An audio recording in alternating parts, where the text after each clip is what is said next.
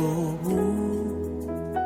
Je veux te suivre dans le bon, le mauvais jour.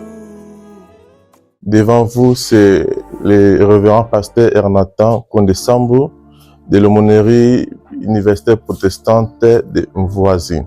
Alors, nous sommes dans l'émission du pasteur Ditino dans l'offrande ministry. La question que nous allons aborder aujourd'hui s'intitule « Qu'est-ce que nous pouvons retenir de l'Église ?» Qu'est-ce qu'est l'Église? Et d'entrée de jeu, nous voulons un petit peu définir l'Église. L'Église est une œuvre d'abord de Jésus-Christ. Et pour définir l'Église, il faut aller dans les deux côtés, dans les deux sens. Nous avons le sens universel et le sens local. Le sens universel, c'est là où se cache, se trouve la définition grecque de l'Église. Ek kaleo.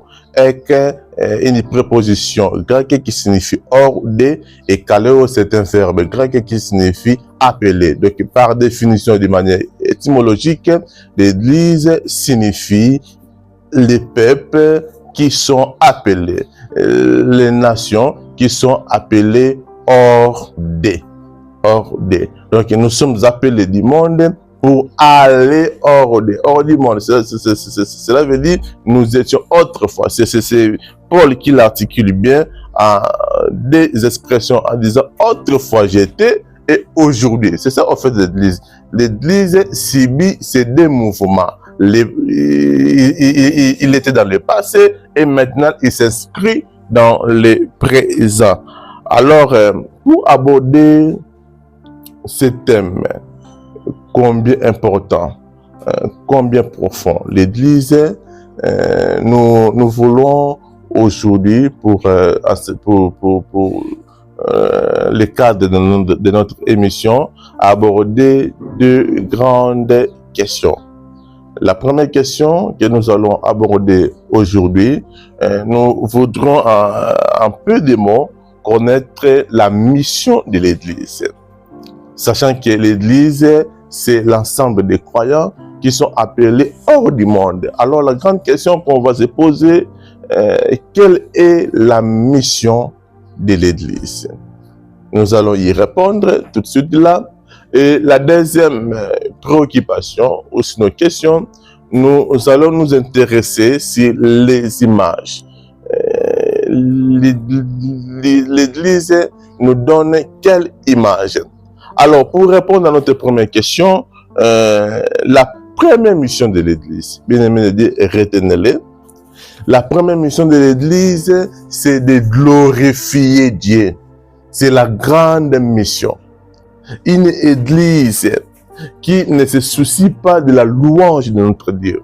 Une Église qui ne se soucie pas de l'adoration de notre Maître n'est pas une Église. Moi, je dirais, c'est un club social, c'est une rencontre de moralistes, etc.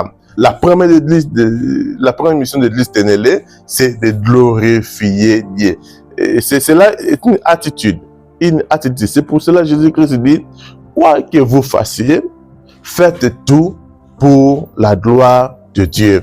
Même si nous parlons, même si nous discutons, nous sommes au boulot, nous devons savoir que nous sommes Église. Partout où nous nous retrouvons, notre façon de faire, notre façon de parler, notre façon de nous comporter doit absolument donner gloire à Dieu. Et la deuxième mission de l'Église, c'est l'édification des membres. Donc je disais, la première mission est celle de glorifier Dieu. La deuxième mission, c'est l'édification des membres. En fait, l'Église a ce grand travail d'édifier les membres. Un fidèle affermi, un fidèle qui est enseigné ne sera pas emporté par tout vent. Un fidèle qui est enseigné, qui est bien édifié par l'Église, ne sera pas victime, même s'il en est, mais il saura comment se défendre. Vous voyez, c'est à l'exemple de Jésus. Jésus est venu affronter, le diable est venu affronter notre maître par la parole. Mais qu'est-ce que notre maître lui disait? Il est aussi écrit. C'est ça en fait. Donc l'Église a ce mandat d'organiser des enseignements pour l'édification des membres. Deuxième ou sinon troisième mission de l'Église, c'est d'empêcher et de dévoiler le mal. Nous avons cette mission-là, nous l'Église, d'empêcher l'ampleur du mal, de dévoiler aux besoins du mal. La Bible dit là, les ténèbres ne régneront pas pour toujours. Alors nous avons cette mission-là d'accompagner ces versets à son aboutissement, d'accompagner ces versets à son accomplissement en dévoilant, en empêchant. Tout ce que nous faisons à l'Église, nous prêchons, nous prions, c'est une manière d'empêcher l'évolution, l'expansion du mal, d'empêcher l'évolution ou sinon de dénoncer les mal. C'est ça en fait la deuxième mission que l'Église a. Et la troisième mission, il y en a beaucoup, mais nous avons sélectionné compte tenu du temps.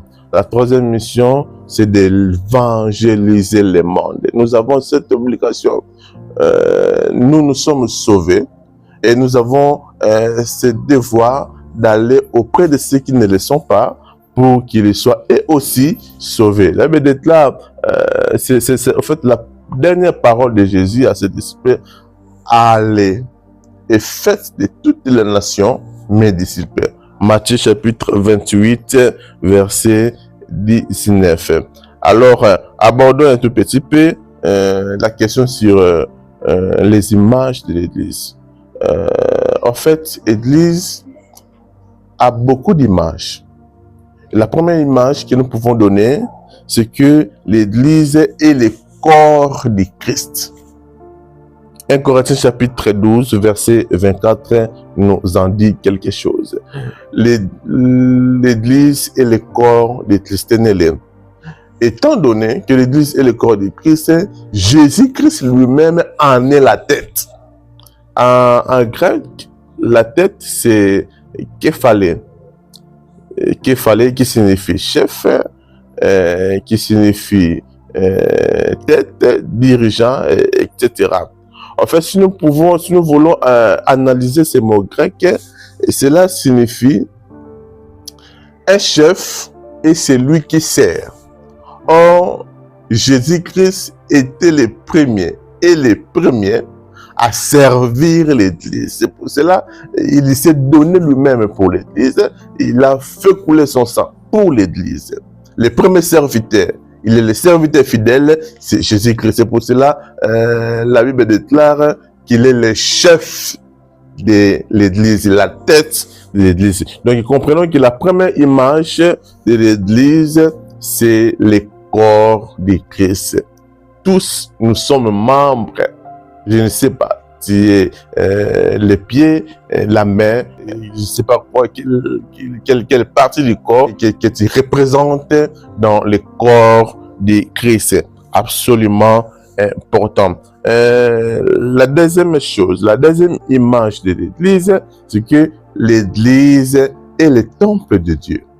Et lorsque nous parlons que l'Église est le temple de Dieu, beaucoup les nomment comme étant édifice. Édifice, ceci étant Jésus lui-même est l'angle angulaire, la pierre angulaire, allais-je dire, de l'Église. Donc l'Église étant temple de Dieu, elle est soutenue par Jésus-Christ, comme les bomatraciens aiment souvent le dire, mangaye sukwenda wapi. Donc à l'Église, c'est Jésus qui soutient, qui sponsorise, qui fertilise même les activités de l'Église. Absolument important. Et l'autre image, c'est le peuple de Dieu. Dans 1 Pierre chapitre 2 verset 9, là on parle de la race des élus. Donc en fait, c'est Dieu lui-même qui s'est choisi de cette race-là. Qui a choisi cette race-là pour en faire son peuple. Son peuple.